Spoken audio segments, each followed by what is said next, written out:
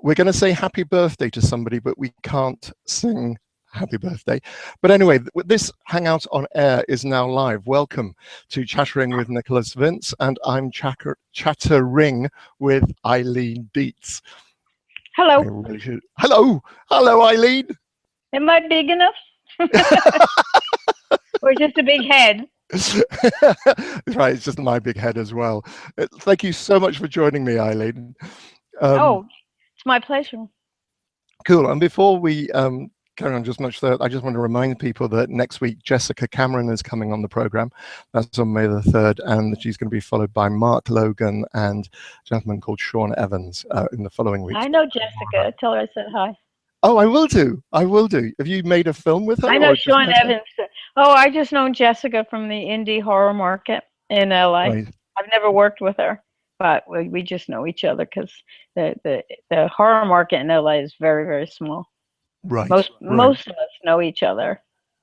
Right. At least most of us working actors know each other. I don't know about the other ones.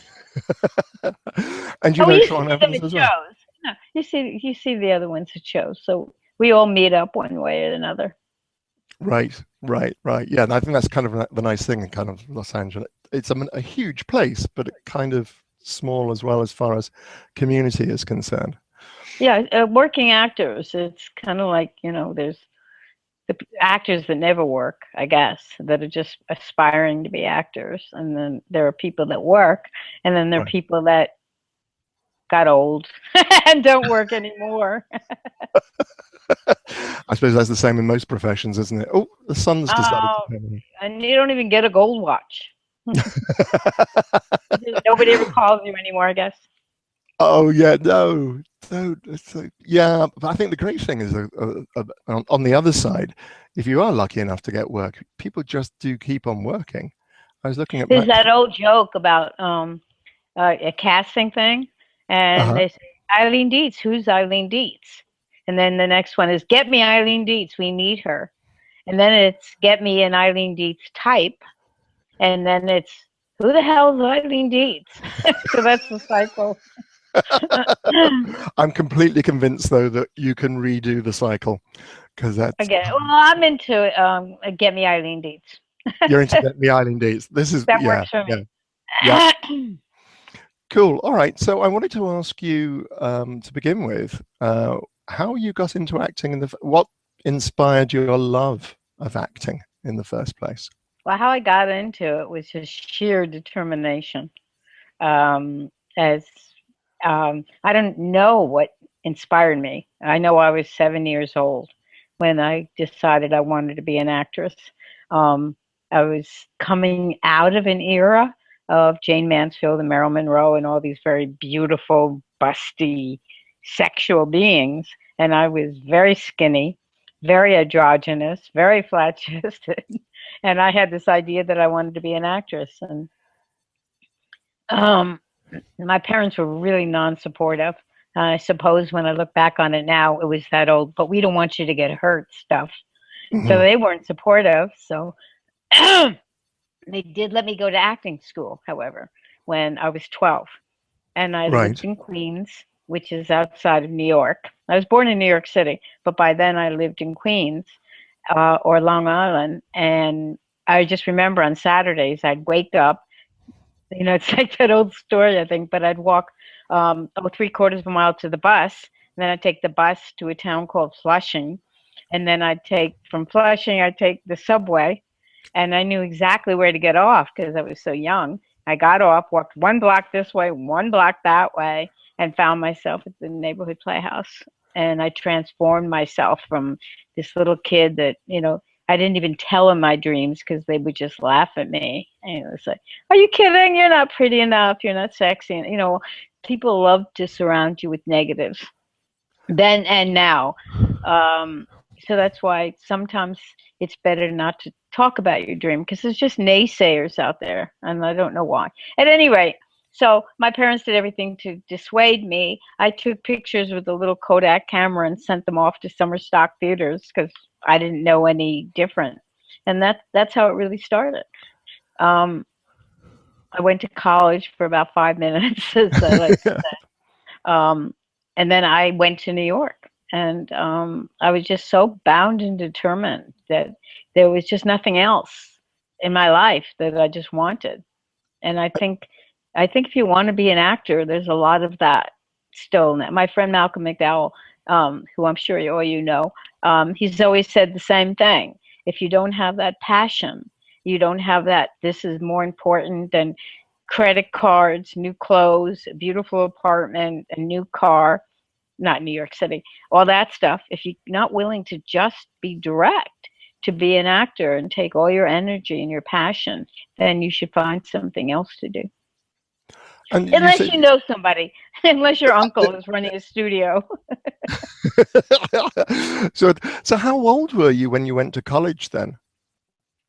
How old was I? Acting. How old were you? Yeah. I feel like Betty White was on Jimmy Kimmel the other night. She said, "Are you trying to find out my age?" And then of course she said, "I'll tell you, I'm 93." You know, I went at an appropriate time, and then I hit New York City pretty quick, and I worked. I did some soap operas then, and then I did a small play that directly led me to The Exorcist. Okay, well, we'll come back to that in a moment if we may, but you talked about going into summer stock and you... Well, that was the one I did go to. Yeah, yes, that's right. Sorry, yeah, no, you said you... I actually got accepted to go, and my father, who worked with models all his life, because he was in the advertising business, he figured that the only reason anybody would want to take me out to summer stock was to do nefarious things with me. And so they wouldn't let me go. Right. And it was great heartache. I did finally, when I went to New York, I did go to summer stock and I got my union card. But that was all me. That was all, you know, it wasn't quite a 9-to-5 job, but I'd walk around New York City. I'd drop off pictures and resumes. I'd go to auditions. And that was kind of my life. I never went out of town. And it was the time before cell phones. It was even before answering machines. I'm old.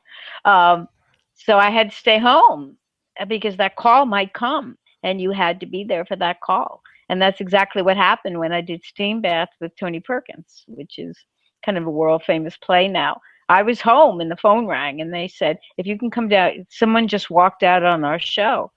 Her name was Joy Bang, which is hysterical. Joy Bang. If you can come down to the theater right now, we're going to hire you. If not, we're going to go to the next name on the list. So I went, whoa, oh boy. And that was 6 months of employment with lots of stories. Doing a show with Tony Perkins. Say, because I know, what was it like working with Anthony Perkins? Well, first of all, Tony wasn't talking to Hector Elizondo, who was doing God. It's a story about God and Purgatory, and the Steambath is Purgatory. So they weren't talking to each other, and they also went through 5 actors because Tony really wanted to play the lead, and they went through Dick Shawn, they went through Rip Torn, they went to Charles Grodin, and we just kept previewing and previewing and previewing, and we were off Broadway, but they were so sure that the show was going to go to Broadway that they paid us all Broadway salaries. And we just kept previewing and previewing and found Tony actually went to New York, to LA to shoot a movie. And they brought in a new director, and that's when they brought in Charles Grodin. And then we previewed with them, and then Tony came back and took over the role.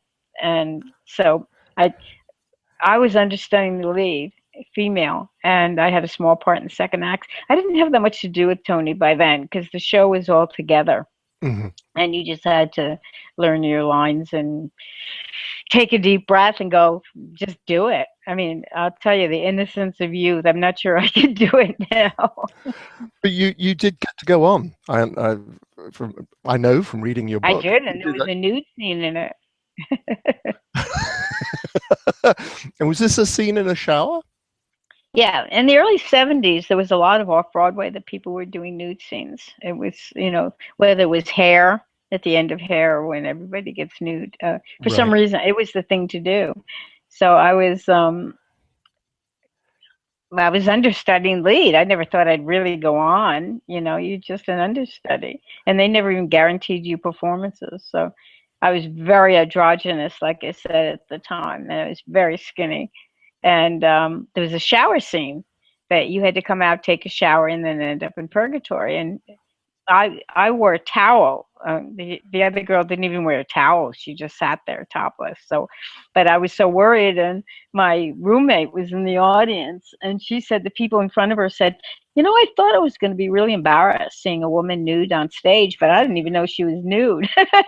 And it was a really quick shower. 'Cause the girl I was understudying, she would just languidly take the shower, you know, and get all wet and soapy, and I went whoop whoop whoop. So after the first time, it was much easier, but it was very. And Tony Perkins, when you read my book, all of this, guys, is in my book. He was standing in the wings, wanting me to go faster, which would be a cutscene. You want to go faster, but it's a cutscene. So Tony was standing in the wings, going like that, and I was thinking, that's ironic. That's not the shower scene from Psycho, guys. This is live. So yeah, just very live. I could just had great experiences. Some of them were very poignant, which, you know, some were very sad. And, you know, the times I thought my career was coming to an end. The whole first part of the book is about choices, and also why we sabotage ourselves, according to me. That not only we as actors, but I'm sure people in other professions too, the reasons that we sabotage ourselves. And I came to the conclusion that it's either about money, and you always hear about actors. I mean, I don't know about your audience, but at the time, Suzanne Summers was doing a show with John Ritter, mm-hmm. and she wanted more money, and they went, bye. You know, you really have to know and there were 2 or 3 actors, Jeff Conway from Taxi, that they wanted more money. And a very good friend of mine just was on her way to being $1 million actress. And she demanded money for merchandising and for this, that, and the other thing, and they blacklisted her. So one of them is to needing more money, and the other is ego, in the sense of, I need more attention. Why isn't anybody paying attention to me? You know, I need to be seen, which is probably one of the reasons people become actors in the first place. But I think it destroys career. And if I was guilty of anything, it sounds so weird to say that, but that was probably what I was guilty about. Kind of look at me, I'm here. And so it's about why we sabotage ourselves. And I call it a God nudge. And it's that little thing that we all have in our stomachs that goes, don't do that. You know, don't do that. That's not a good idea. And then your head goes, what do you mean? You can't tell me what to do. I'll tell you what to do. I'm going to do what I want. And that little voice says, don't do that. And every And so you broke up just a little bit. So you were just saying that basically whenever you ignored the God nudge, that was a bad thing to do. Yeah, and it's about every choice I ever made. Big choices in my life, the ones you wake up in the middle of the night and ponder, was because I didn't listen to my gut feelings. And it said, don't do that. And I know we all go through that. You know, don't date that guy. Don't take that job. Don't do that. And our brain just wants us to do it. It's the childish part of us that says, don't tell me what to do. And if anybody gets a lot of things from my book, I would love for them to get that. And I don't even follow it all the time in my life now, but I try to. You know? Sure. And you too? Yeah, no, I knew when I read that part, I recognized that. And I think with me, it's you try to be reasonable. When you hear that God nudge, it's not just the voice just saying, you can't tell me what to do. I think I kind of rationalize it. I think, I'm just being ridiculous. I'm just being scared. I'm just giving in to my fear by not doing this thing. And I think it gets very confused in your mind as to what you mean. But I definitely recognize what you mean by the God nudge. And also that thing of, if you want to be an actor, I think this is why I gave up 20 odd years ago, is because I realized that actually I really like the security of a regular paycheck and having a roof over my head and so on. And I just wasn't confident enough to think that I had something to offer. Really, not to take away from you, but you have to have that passion. Mm. That when I started out acting in New York, it was a time of macrobiotics diet. So my roommate and I literally existed on rice and vegetables and tuna fish. And then we found out that tuna had mercury in it. So then we lived on rice and vegetables. I wasn't a vegetarian or anything. It was just really, really cheap. So that's what we did. And in New York City, you could walk everywhere, anywhere, of course. So you didn't have a car, you didn't have insurance and stuff. You could really live really, really cheaply. So, but you have to want that. You have to, you said, the opposite of is be able to exist without a regular paycheck, which is true up to this day. Mm. Oh yeah, no, absolutely. And I think, I look back. I mean, for me, well, I think even, actors, you see them all the time that have made lots and lots of money on a television show or film. They're not working. So hopefully they save their money. Yeah. It really is just completely and utterly precarious. But by the way, the first part of the book, not to be negative, is also about dreams and pursuing your dream, whether it doesn't have to be an actor. It could be in the business, it could be a wardrobe person that, wants to do wardrobe or wants to do makeup or wants to do anything. But it can also be anybody that wants to open a shop, or wants to open a bakery or wants to be a mom. Any dream that you have, and I just talk about dreams, is to just follow it until you get it, because it's important to dream. And like I said, don't let naysayers say you can't do that. There's 100,000 people who want to be actors. And I said, so. I think what was also very interesting, you did some very, and as you say, as explained in the book, you did some very interesting work before you got to do The Exorcist, and I'm going to ask you to read about something about that in a moment. I think one point that comes across very clearly is you did, as you kind of alluded to earlier on, you treated it as a job. Your job when you weren't acting, when you weren't rehearsing or performing, your job was to get up in the morning, take the photographs around to all the offices or whatever it was that you needed to do in those days. And there is a job of acting rather than just the art of acting. And be willing to face rejection, like 9 times out of 10, and being able to handle that. It's not personal. You get to a point that it's not personal. That if they reject you, it's because you're not the right size or you're not blonde. You know what I mean? So you get to a point that it's not personal. And it's just, like you said, it's just your job to get a job. And even at this point, and I've been acting for years, actually over 40 years.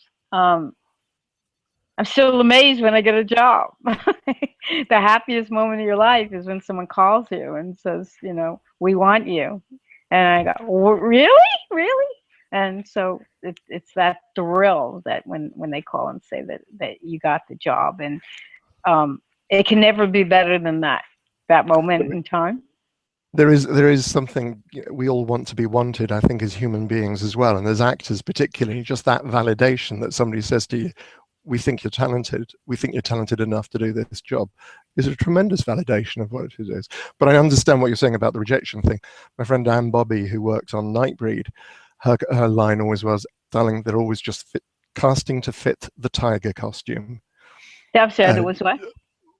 Always casting to fit the tiger costume. So this idea, and I just thought, yeah, that's it. There's a metaphorical tiger costume, even if there isn't a real one, and that's what they're looking for. And if you happen to be, or you don't happen to be, it's the luck of the draw. Yeah. But I've got to tell you that the exciting part in my life now is that most of the time I don't audition. And I just did a film called Pale Horse, which is amazing, kind of about this Hindu princess and art galleries, and it's really. It was just so much fun because you go to the set and everybody. The good thing about doing indie films, and this is what they call indie films, as opposed to a Warner Brothers or Paramount, is that everybody wants to be there. because you're making crappy money. And but it's a great script. And a guy named Perry Teo was the head of the thing. He's the director, and it always comes down from the director. And so even after all that time, just going on that set was just wonderful. And you know, I played a character that I generally don't play. That it wasn't a demon or a witch or something like that. She was just a bon vivant, but she was also kind of manic depressive. So everything was just wonderful, you know. And so I just give a shout out to Kim Durham that produced it, and Perry Teo and Taylor that did one of the leads. Alexander Bard played the princess, and the makeup people. Everybody was just amazing. And then just before that, I went to Wisconsin, did a film called Lake Alice, and it was 10 degrees below zero. It was really, really cold. But that also was just the best crew. And the producer was Scott Miller, and the writer was 22 years old, and she'd just written this script. And the director, Ben Milligan, it was just such a pleasure, and it didn't matter that it was 10 degrees below zero. So even at this point, I actually auditioned for Lake Alice. That was the point, but I didn't audition for Pale Horse. Sure. And like I said, I don't, The Haunted, I didn't audition for. That's the film, by the way, you guys out there, that Nicholas and I are going to work on together for a director named Sean Anthony, and, you know, the cast headed by a wonderful woman named Jessica, and I don't know how to pronounce it. How do you pronounce it? Felice. I go for Felice or Felice or Felice. Felice. Jessica, so if you guys are listening, hi. We're looking forward to seeing you over in Wales. Okay, well, I just want to bring you back to, because we discussed earlier, I'd like you to read something from your book, and this comes back to The Exorcist, and this was an audition you did for a lady called Juliet? Julia Taylor, who has also cast all the Woody Allen films, incidentally. Oh, okay. Okay, let me just see. I'm going to see if I can read this without my glasses. We won't mind if you have to put your glasses on. Honestly, no one's going to think the less of you. Okay. So this is Julia Taylor speaking at the beginning. She said, I would like for you to, this is the audition. I went to Julia Taylor's office, and she said, I would like for you to improvise the little girl and the demon inside of her. Juliet said after I sat down in her office. Both, I asked. I tried to make it sound more like a simple confirmation and less like surprise. Both, Juliet said. I hadn't exactly prepared for both auditions, but I'd done plenty of improvisation before on stage. And during any brief career, my brief career as a mime, took a few deep breaths, collected myself, and began my audition. I got up from the chair and moved it to the side. Then I walked back towards the middle of her office and dropped to my knees. I started to whimper and cry. In that moment, I was a helpless 12-year-old pleading for her mother's assistance. Mommy, Mommy, help me, please. I begged in the very best high-pitched 12-year-old voice I could muster. Then I countered into a very uncomfortable position, and the next thing I knew, the horrible, low, guttural voice came from my belly. You're mine, you sow. You mine, you pig. Get away from her. In my mind, I had now transformed Julia's office into Regan's room. I was in her bedroom trying to rid myself of the demon that had forced herself inside of me. And then I saw the demon demanding control. I was the demon demanding control, swearing at everybody who was in the room. And then Regan again, sweet innocent little Regan, tortured by some evil, twisted being. And then I became the demon again, one last time, writhing and reaching for control, attempting to force out all the good and innocent left inside Regan's body. When it was over, I opened my eyes. I was back in Juliet's office, kneeling on the floor in front of her desk. Across from me, Juliet sat in her chair, her mouth dropped open. I tried not to react to all of this. I didn't want to show any kind of overconfidence in my performance. I simply stood from the floor, pulled the chair from the wall, and sat back down. I acted as cool as I could. Deep down, though, I felt I'd done a great improv, and actually I knew it. Wow. Wow. And then, so that was your audition. And then how long before you learned that you were going to be part of the movie The Exorcist? Oh, it was torturous. It was absolutely torturous. After I did that, and then it was funny, just an aside, Julia Taylor, I was so skinny, and she said, because they wanted me to be able to play the demon that possessed Regan or Linda Blair. And so we had to look enough like each other. And she said, you really should try and lose some weight. So at that time, there were magazines that advertised plastic suits that you could, I guess, perspire inside of it. Well, I didn't have time to get a plastic suit, so I wrapped myself up in saran wrap and rode my bicycle through Central Park. I don't know if it did any good, but it was probably funny. So then after I did that, I had to meet Billy Friedkin and Dick Smith, who was the godfather, literally, of all makeup, and actually did the makeup for the Godfather. So I met Dick, I met Billy Friedkin, I met Linda Blair and her mother, and Ellen Burstyn, and we all met in this hotel right by Central Park, as it were. After that, I had to go to Dick Smith's studio, which was about an hour outside of Manhattan. And he had to make sure that he could make a life mask that I still needed to look enough like Linda that I could truthfully have have the demon possessor. So we did that, and that's in my book too, because that was just like walking into Wonderland. I felt like Alice. This was the great Dick Smith who did makeup for Marlon Brando and Dustin Hoffman and all these people. And Dick, who passed last summer, rest in peace, was a great storyteller. So I did that. Then I went home to wait. Then they decided I needed to do a screen test. And people like to call me a double. Well, doubles don't do screen tests because they're extras. But I did it. They want me to do a screen test. And before you do a screen test, you thought this was going to be a short answer. Before I did the screen test, they negotiate your contract. So that after the screen test, neither one of them can say, I either want more money or less money. And they only wanted me to shoot the masturbation scene, which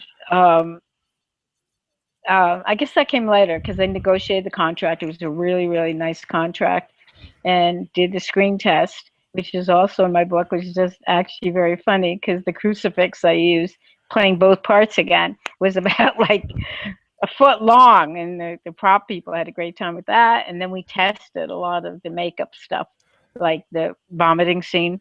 They wrapped the camera in plastic, and so we could see whatever it was. And then after that, they decided that they only wanted me for one scene, and they'd have to renegotiate the contract. So my agent said, nope, you can renegotiate the contract, but we want all the money that's owed to her for the one scene. So they went, oh no. And I ended up working 3.5 months. I did the vomiting scene, levitation scenes, the death scene at the end, the scene where she just on and on and on.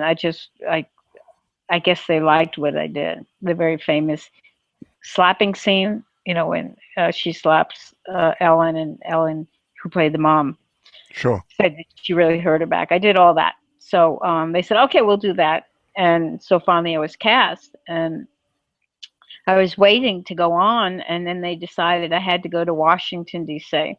and just walk right through the window when Father Merrin arrives at the house. So I got to go to Washington, and then they have to start paying you. Instead of in January, they started paying me in November. And that's how it finally happened. right. Not too bad, huh? Not too bad at all. Actually, I've just had a comment that's come up. I just want to share with you. It says, what hack co-wrote this drivel? Kidding, Eileen. It's me, Dan. Great interview. Oh, my God. That's funny. And I was just going to mention that, too. Dan Loubier is the amazing, talented, fantastic, great guy who wrote this book. I didn't write that. It's very funny. Who wrote this drivel? For a year. Hi, Dan. For a year, we wrote this book by phone, and which was a little difficult because Dan lives in Connecticut, so it was a 3-hour difference. And So we had to work at 5 o'clock my time, which is the time I like to rest. And a lot of it in the book was very difficult to write. So it took us a year. And anybody who likes this book, who loves this book, you read it. It's Dan, not me. It's just my story. And he's the one that added the laughter, the funny parts, the Peter Pan part that you like so much when I went to see the show, and the sad part, because there's a lot of it that's got great pathos in it. So Dan, you made this book, not me. It is a great read. It is a superb. Yeah, just hold it up. I read mine on my Kindle. Can you see that? I can see that. Yeah, yeah. Well, Dan's name is right there. Yeah, Dan Lubier. And so tell us a little. I mean, the book is full of stories about the filming of The Exorcist and so on. Oh, just one second. Dan also wrote 2 other books. Okay. One's about vampires. I mean, about zombies. That attacked this top of this mountain, and another one that's about a haunted house that they live in. Not a haunted house like Halloween, but a house that his family moves into that's apparently haunted. It's just good writing. Yeah, no, he's obviously a very good writer. You should read that. I will do. I'll look it up on Amazon. Amazon? I like where you said that. Amazon. Yeah. Oh, Americans pronounce it differently. Amazon. Amazon. It's Amazon. I'm in English. We do these things differently. What I was going to say, I mean, the book is full of your anecdotes and goes into great detail about your, what you went through, and we talk about the vomiting scene and etc. It's all in there if you want to know what Eileen actually did. But what do you think of as your highlight? What was your favorite part of filming The Exorcist? Because it was tough. I mean, you were working on it for a long time, and as you explain in the book, it's they froze the set, so it was physically quite demanding. But what do you think was your favorite moment? It was freezing. He made it nice as demanding. It was freezing, and only Linda and I were dressed in these nightgowns, and everybody else had literally wore wetsuits underneath. Max von Sydow, he wore a wetsuit underneath his cassock, and so did Jason Miller. And the whole crew had wetsuits on, everybody except Linda and me. And it was literally somewhere between 5 degrees above zero and below. So they wanted the vapor coming out of everybody's mouth. Yeah, that was difficult. So it was a long sequence where they put this thing in my mouth, and I don't want to give the whole book away. No, absolutely. Which is what I was going to say. What was my favorite part? Yeah, go on. What was your highlight of making The Exorcist? I love shooting. Well, first of all, the highlight was coming to work every day and getting a paycheck and meeting Max von Sydow and Dick Smith's office. But it was the very last day of the shoot that we shot what became the face of death, or Captain Howdy, which had become the most famous icon of the movie, the black and white face. That's just terrified everybody. And we shot that the last day, and that was fun. I don't know, because it was the last day. Because we had no idea what it was going to be, if it was going to be used. And I actually shot a commercial that same afternoon. So I think it was that. Every day was a surprise. Every day was fun. There were some days I didn't even work. I'd come there and they'd do 3.5 hours of makeup. And I'd sit around, I'd talk to Linda, I'd do whatever I do and take the makeup off and go home. Right. Okay. So I've got some questions to line up, but there was another excerpt, because you did this, the movie came out, but then things kind of went wrong for you in terms of, if you like, the fallout from The Exorcist. You had a tough time, and I know there's a part of your book that describes what to me is just horrifying. Let me see what I can say. And Dan, thank you so much for writing this. It still makes me cry. This is okay, I drove over to Warner Brothers, which is where Billy Friedkin and the people from The Exorcist had their office. This was in Los Angeles. I had been I take responsibility for this now. It's one of those other gut things that Mhm. my husband somehow, my ex-husband, which lasted a whole year, somehow conspired to have Warner Brothers invite me to come out to Los Angeles. And I really didn't want to go, but I just gotten married and I figured I should go. So it was one of those huge, huge mistakes. Um, I would rather have just stayed home and complain that nobody was giving me any attention. But I went to LA. I never should have done it. But so I stopped at one of the gates of the studio as I'd been instructed, and a guard found my name on the list. I wasn't even inside the building yet, and my heart was already pounding like it was going to jump out of my body. The security guard gave me instructions as to where I had to go. He gave me a parking pass, and I proceeded. I drove through the lot knowing these were the very streets Judy Garland, James Gardner, Betty Davis, and James Cagney had walked to get to their dressing rooms or the commissary. My eyes must have been as big as saucers. I was so excited I had trouble breathing. I rolled my window down and let Los Angeles roll through my hair. It was a beautiful day. The sky was true blue, and in the distance I could see snow-covered peaks glimmering in the sun. People bustled to and fro, going to shoots or offices or auditions, I assumed. I was now one of them. I felt like I belonged in Hollywood, and Hollywood belonged to me. My life was pure joy. I was here. I had made it. The dream was coming true at this moment and at this space. And there I was at the office. It was rather nondescript, just a brick wall with a door, not even a reception area. I took a deep breath, smiled, and walked into the room. To this day, I don't recall who else was in the room with me and Billy Regan. I must have had a severe case of tunnel vision because all I saw was the carpet, some chairs, and these enormous eyes staring at me. He was pissed, and for good reason. But he was pissed at me for telling the world Linda had not performed all the possession scenes herself.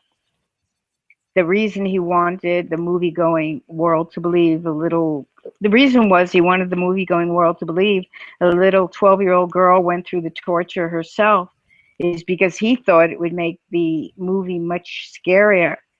So when word got around that Linda hadn't done it all by herself, he was livid. The words, "It wasn't my fault, it wasn't my fault," screamed in my head, but not out on my lips. It was then I knew that no amount of explanation was going to convince him otherwise. I don't remember everything he said, but I do remember those infamous words, "You will never work in this town again." My entire world was crumbling around me. My whole career flashed in front of me. And for a while I thought I was done. Check that. I knew I was done. I mean, come on. When you're sitting in a room in one of the largest film studios in the world and an Academy Award winning director is screaming at you, telling that you're finished, you can be sure things aren't going to be very good for you. I tried to explain what had happened. I stumbled over my words. I tried to make sense of it all, hoping Billy would understand, but he didn't want to listen. He just yelled and yelled. I was too stunned to even cry. In fact, I don't think I cried for a long time. As I sat there in the chair, all I could think of was, this is my career. This is it. My career is over. My life is finished. My parents were right. I wasn't good. I wasn't good enough. I would never be good. I just had, sorry, I was just had joy. Lord, sorry, Dan. They were all right. I would never amount to anything. Oh, I was right, Jay Lowen, who's a family friend. I was numb. The only thing I felt was that my heart punching the inside of my ribs, but now it was out of fear and dismay instead of excitement. I started to doubt myself. I hadn't done anything wrong, had I? I had only come to Los Angeles at the behest of Warner Brothers. Warner Brothers. Why didn't I listen to my God nudge? Why am I here? Billy left the room and I sat in silence for a while, wondering what would eventually become of me once I left the studio. What would I tell my agents? Where would I go? Would I stay in California, go back to New York? An office worker came into the room and asked me if I would like a glass of water. I never even spoke. I just shook my head, stood up on shaky legs, and I walked out of the office. And it got worse. It actually got worse after that, and it was like being on trial for murder and knowing that you hadn't done anything wrong. And the front page of the trades, Daily Variety, just had a field day with it because it came right after. And you guys in England, I'm sure know this, but after Nixon was thrown out of office, so the front page of all the trade papers was the Great Green Pea Soup Wars and who did what and who knew what. So my name was finally in the headlines in all the trades, but for the wrong reason. And everybody thought that I was wrong, and that I would do anything for publicity. And Warner Brothers did their thing. And I understand now what a gossip columnist had just picked up the whole story because someone from New York knew I had done it. I had done the show. And so she told Joyce Haber, who was the biggest gossip columnist at the time, because everybody in New York knew what I was doing because the casting notice went out throughout the whole city. So everybody in New York knew what I was doing, but nobody in LA did. God, I still get, at the time I was so defensive. It was like somebody would say The Exorcist and I'd go on for 20 minutes. But it all worked out and I finally got my first job, which was Planet of the Apes. I was going to say, to tell me a bit about, so after this, I mean, it's an actor's worst nightmare. I mean, hearing those words, you'll never work in this town. And, I just not very original, but definitely effective. Yeah, no, absolutely. It's just like, and I have watched documentaries about him and the way he directed the movie. I just think he was a monster, Mr. Friedkin. He was just a monster, the way he treated people on set, and he put you guys through in order to get this film. Your words, not mine. Because one thing about the book is Dan knows this. We really have nothing negative to say about anybody in the entire book. I didn't want the book to be that kind of a book. No. You know what I mean? No. Except about when my marriage ended, but that was different. But that was kind of personal. Truly, we didn't want it to be, any way vindictive, or any just not be that kind of book. I mean, Linda could read this and not be unhappy by it. But yeah, sure. There's a lot of stories about Billy, and he just wrote an autobiography, and he still talked about this, about what I did or didn't do in the movie. So. Oh, really? Really? Oh, yeah.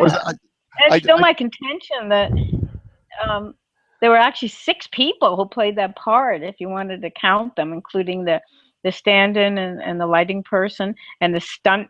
There was a stunt double in the movie. Mercedes McCambridge, the amazing person who did most of the voice, who's dead now. Linda Blair, me, and the girl who did the spider walk. And if they had come out with that story instead, that they were able to meld all these people into one part, I think they would have won the Oscars. They're so coveted, and they won 2. Sure. And that's an amazing piece of filmmaking, that nobody knew that Linda didn't do all that work by herself. And I agree to a certain extent that it made it scarier. But come on, the movie-going public wasn't going to know whether I did the work or Mercedes McCambridge did the work. I mean, it would have been totally irrelevant to them. I mean, in LA it would have been interesting, or New York, but that it would have been irrelevant to, I think, the movie-going public. Sure. Okay, well, what I'm going to do is I'm just about to flash up.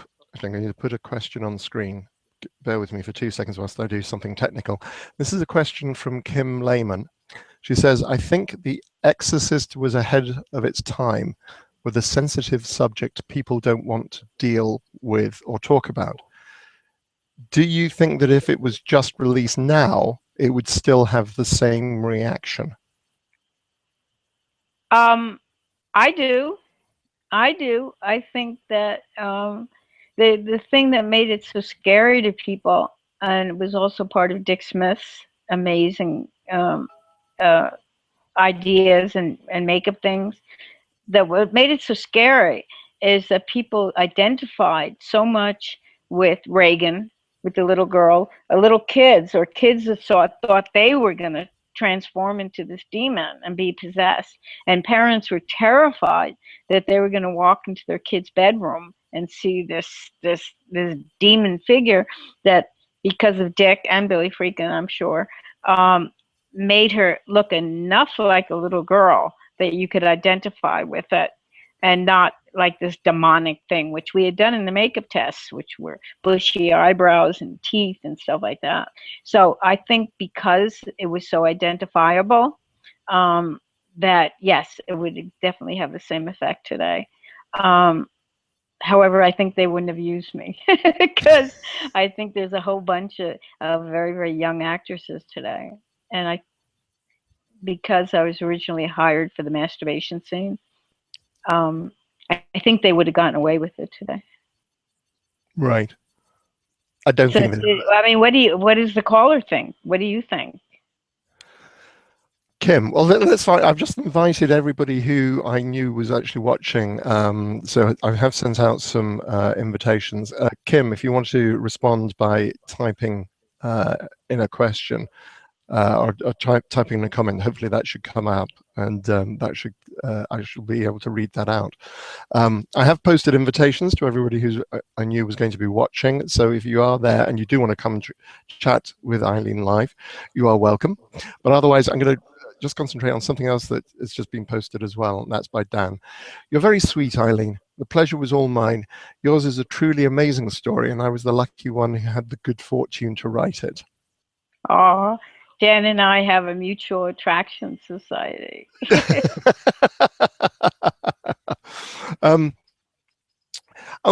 is another question actually from Kim, and I think we mentioned that you went on to do Planet of the Apes, and I'm sorry, I'll just flash up the question again in a moment.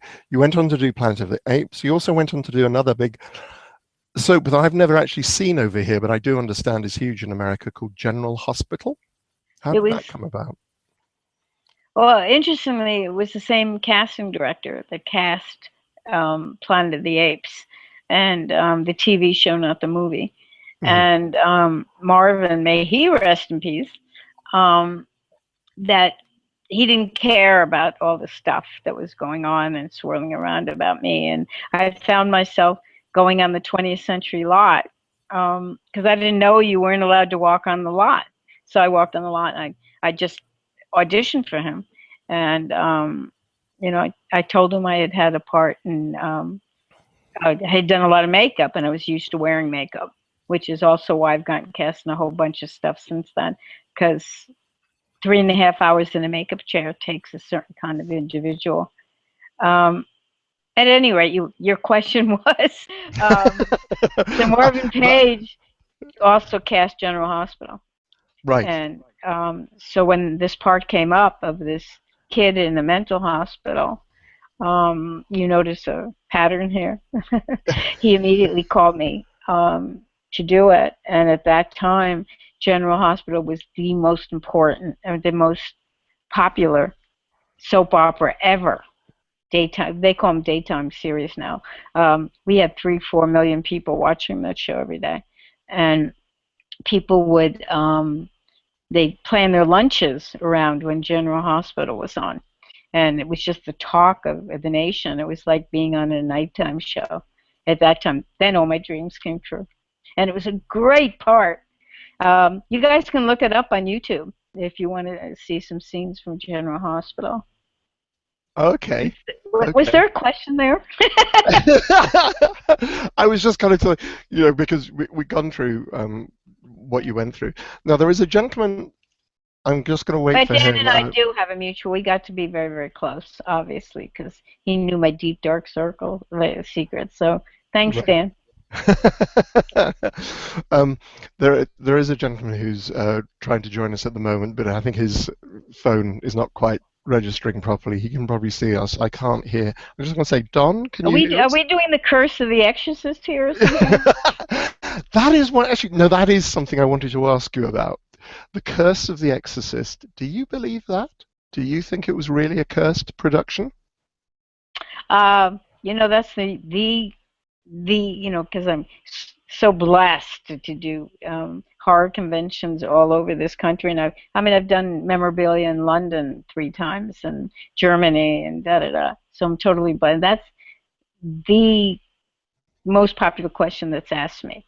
Right. Did those things really happen on the set?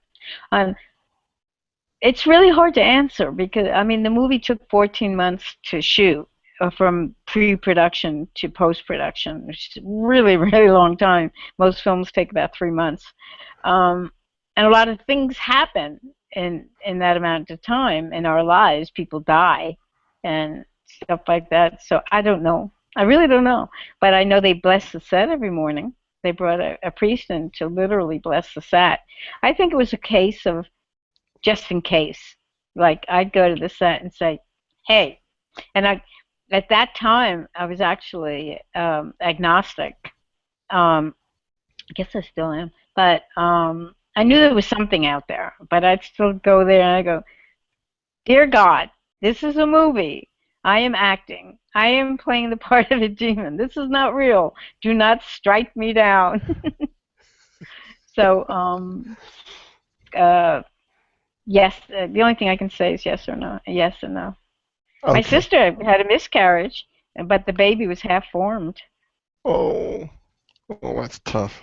But yeah, it's my cousin. But she had 3 kids anyway, so it wasn't the worst thing in the world. You know, these things do happen. They do. You know, they happen all the time. No, I don't know. There was a connection. A lot of miscarriages before she got 3 strapping lads. So yeah, no, absolutely. There are a number of people who've just flashed up to. It's just to say, Don, who I'm hoping he might be able to come on before we finish fairly shortly. I'm really looking forward to this book, Eileen. I couldn't agree more about the following your dreams premise. If anyone understands this, it is me, haha. So good. This is Don. He's definitely a man who follows his dreams, I know. Oh, he's disappeared. He tried to get on live to join us. Should we tell people how to get my book? Our book? Your book with Dan. Oh, Don has now tried to join again. He may be joining us after all. We'll see. He's right down there. He's right down there. How do people get your book, Eileen? And Dan? Well, my favorite, yeah, they can go to Dan if you're in Connecticut. My favorite way to get the book, it is on Amazon, and it's also on Barnes and Noble. But then you won't get it autographed. But my favorite way is to get in touch with me on Facebook or go to my webpage, which is eileendietz.com, and my email's on there, and you are more than welcome to send me an email and ask me a question or two if you want. But do get in touch with me, and then I can send you an autographed copy, and it would be autographed. That's my favorite way. And the best way to do it is to pay by PayPal if you have PayPal. If not, you can send me a check. You can send me money in the mail if you want to. We'll figure it out. We'll figure it out. On Facebook and PM me. Send me a personal message on Facebook. Please don't abuse that. I still have people going on Facebook just going, hi, I think you're a sexy lady, stuff like that. So don't abuse that. Go. But that's really the best way. Oops, somebody was on for a second. Oh, there was he's there for a moment. Hi, Don. Hello. I can hear you. Good. Would you like to say hello to Eileen? Hello, Eileen. How are you? I'm fine. How are you? Absolutely fantastic. What the hell? What is behind your head there? Which one? There's a bunch. The 2 women. That's that would be a couple of indie filmmakers from up here in Canada by the names of Jen and Sylvia Soska, otherwise known as the Twisted Twins. Sisters. Yeah, that would be them. It's kind of like my wall of like my friends and peeps that I know and whatnot. That's my little. Oh, I think that's great. Homage. I always wanted to know what people do with autographed pictures. Oh, that's what I do with them. Now we just got to get you to that list. Yeah. Well, you know, you can also get an 8x10, autographed 8x10, the same way that I just said you could get the book. And you're in Canada? Oh, that's my plan. I'm up here in Canada. Yeah. Or you can get both. Well, Or you can get again. That'll be the plan. You can get a Pazuzu statue. If you go on my webpage, there's a store up there. I don't want to sit here promoting everything, but there's a store on my webpage. I'm absolutely all over a Pazuzu statue. Nicholas, when we shoot this movie together, I'll bring you a Pazuzu. Oh, thank you. Oh, that's great. Because statues in the back there. Because I have statues in the background. Yes, I've got my lovely chatterers, and I've got my Senna bunnies. These guys are sitting. There's my book in a cage, and all sorts of things on them. But yes, I can put Pazuzu up on my shelf of little horrors. Yeah, I guess I said that Nicholas and I are doing a film called The Haunted, and we were supposed to start June 1st, and we're shooting it in Wales. So luckily we're in the same scene. We are in the same scene. Wow. We get to act together. We get to act together and wrestle for somebody's soul. And I'm sorry. Anyway, Don, is there a question here? Yeah. I was basically going to. It was more of like a comment. I really, really, really admire how you were talking about, and again, as I kind of posted my little blurb there about following your dreams, and it's very true the amount of sacrifices that you do have to go through in order to actually follow your passion. But at the same time, there is, depending on. See, I'm in the music industry, and I'm a musician, so it's slightly different than being an actor. But at the same time, like, I'm able to have my full-time job that gives me my paycheck, but all of the music stuff I do for free because it's my passion. That's what I love to do. And it's kind of like my way of giving back to an industry that's given me so much entertainment for all these years. And I think if you keep doing what you do, eventually you'll get paid.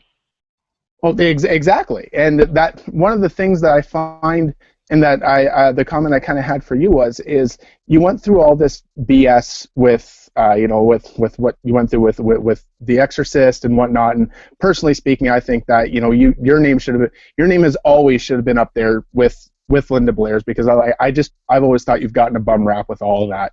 And in my personal opinion, now that you're breaking through with Perry Teo, he's an amazing director. His one film, Necromentia, was absolutely fantastic. So you're in with a great bunch of people. Who? Perry Teo, the guy who's directing Pale Horse. Oh, you know Perry. I'm very familiar with his work, and I was very familiar with all the promo he's been doing for Pale Horse too. So I was quite happy that you mentioned that. But yeah, you're in a much more. See, as far as Warner Brothers and whatnot goes, like, you've got your big screen, your big budgets, but the heart and soul lies in indie film, especially in the horror genre now, and that's where you're coming into, like, a genre that's really, really, really going to take what you have to bring to the table and run with it, as opposed to saying, this is all you're going to do. Like, you can really run with it. You're in a situation where you're going to be, this is your time to shine. And I think it's fantastic that you're breaking into indie film. I don't know, it's great, because I suddenly got to be a certain age in my life that I swear people are writing films, a director or a producer or something involved, and they say, we need a middle-aged scream queen that won't break the bank. Let's call Eileen. And so that's fine, it's fine with me, because I love to work, and I make enough money to live, and that's really good. And you're fantastic at what you do. Thank you. Because I've done, I think I've done like 18 films in the last 2.5 years, something like that. And some of them will never see the light of day, but some of them will. And it doesn't really matter, because I don't do films to see what happens from them. I don't want to sound like Pollyanna, but I do the films for the work. And it's a lot of fun. And then they're done and they're gone, and whatever happens to them happens to them. I have great hopes for Pale Horse and for Lake Alice, that they'll really just get out there. And you're also with a great team. Definitely The Haunted after we finish shooting. Yeah, The Haunted. Yeah. Actually, Don, I'm just going to interrupt you for 2 seconds, because a gentleman called Stevie Miller posted. Really? Hi, Eileen. Oh, I know Stevie. She's from Lake Alice. Stevie Miller from Lake Alice. Just want you to know that I just finished your book, and I was so impressed by your courage and perseverance. Enjoying your interview as well. Hope to see you soon. Stevie is the woman who wrote Lake Alice, and I think I said she was 22, but I think she's younger than that.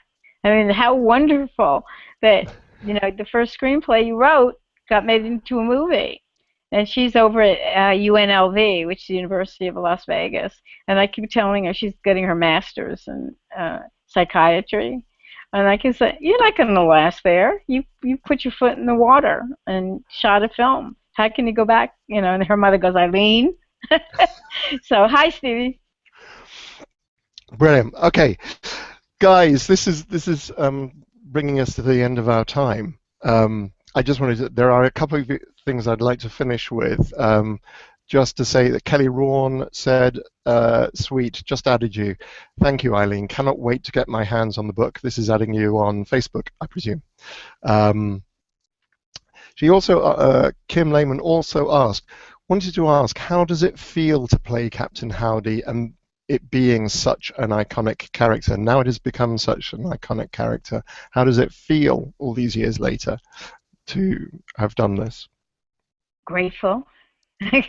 Really grateful is the first thing that came to mind, because after that film, like 40 years later, like I said, I've gone to London. I just came back from London. I've been in London 4 times. I've been to Germany. I've been to Spain.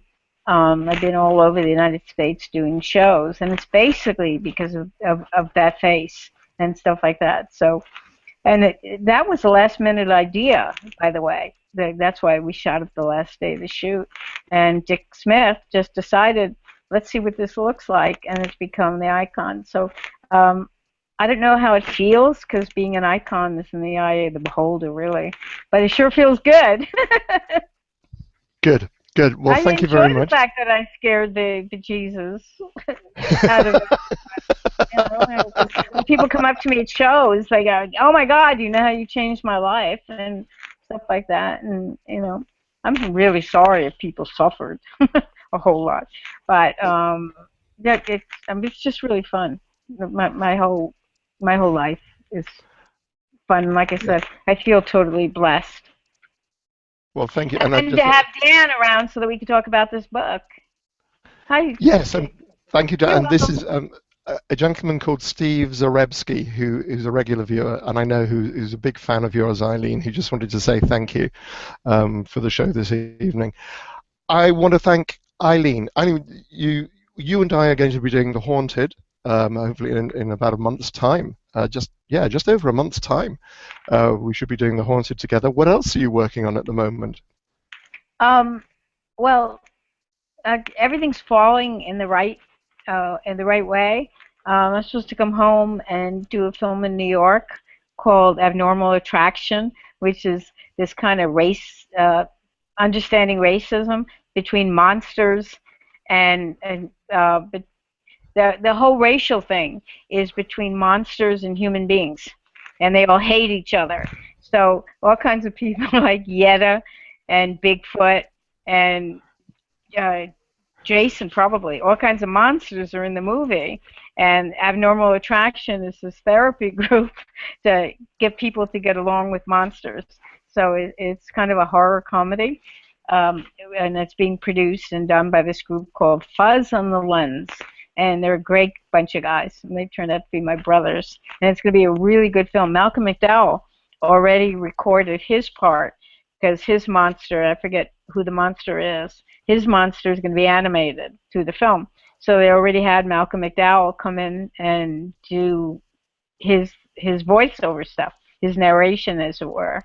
So that's going to be really fun. Look for that. It's going to be called Animal Attraction. And then after that, I'm supposed to go to Dallas. No, they changed it to Arizona. They're going to shoot it in Arizona, and it's a film called God, they just changed Expel the Wicked, and I haven't read that script yet, but I'm supposed to go and shoot this. In fact, it's in my email, and so that's what's coming out. Cool. Plus shows, And shows. So you're as busy as ever, in other words. Yeah, I was just saying April and May is the first fallow period I've had in about 2 or 3 years. That there was a point in January that I literally would work on something, come home, stay home one day, and then run to New York and do a wonderful film festival that I'm an ambassador to. I'm glad I got that in, called the Macabre Fair. And then go to Denver, which is Mile High Film Festival, and go down to Arkansas, which is Hot Springs Horror Film. Went to Omaha. I'm going to get all these people in Nebraska. Did a show called Scream in the Dark. So, yeah, I'm really busy, but I found out that I actually had 6 weeks to kind of regroup, and then I'll see you in June. Cardiff. Yeah, you'll see me in June. Eileen, thank you very much indeed for joining us tonight. Thank you, Don, for coming on, and to everybody else who's been watching. Can you stay on for a minute after we get off? I can indeed, Eileen. I can indeed. What I'm going to do is I'm going to take the live broadcast off air, and I'll say this has been Chattering with Nicholas Vince, and I've been chattering with Eileen Dietz and Don Pettit, and Steve Zarebski and Kelly Rawn and Stevie Miller joined us, and as Labier, have I got his surname correct? Dan, what's your co-writer? Loubier. Dan Loubier. Loubier. It's the French pronunciation. But we did mention Sean, didn't we? Did we mention Sean? We did mention Sean Anthony. Sean yes. is the writer-director of The Haunted. Of The Haunted, we mentioned him as well, and Kelly and Kim and everybody else who's joined us. Really is great to have you all on board, guys. Thank you very much. This has been Chattering with Nicholas Vince. I'm going to wish you all a very good evening, good morning, good afternoon, depending on where you are.